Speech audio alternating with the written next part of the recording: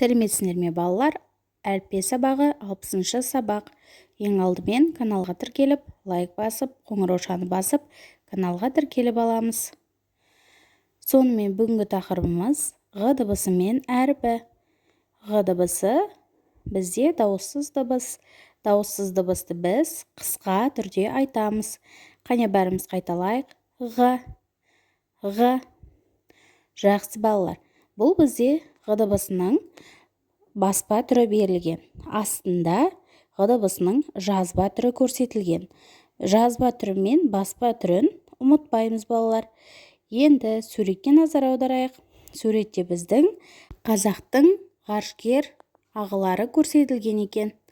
Олар ғарышты зерттеген адамдар. Олардың есімдері Тоқтар, Талғат және Айдын екен.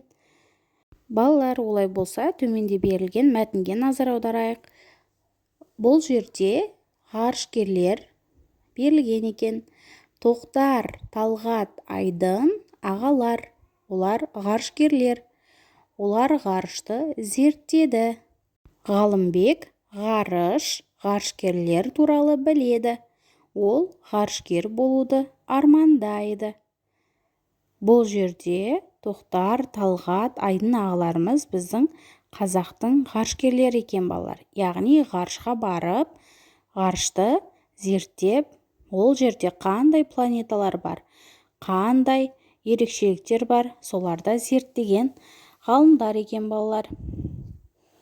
Олай болса, келесі Ғ әрпі құрамында кездесетін және Ғ әрпінен басталатын сөздерді оқиық балалар. Аға, таға, қарға, сырға, тоғай, торғай, ғарыш, ғарышкер.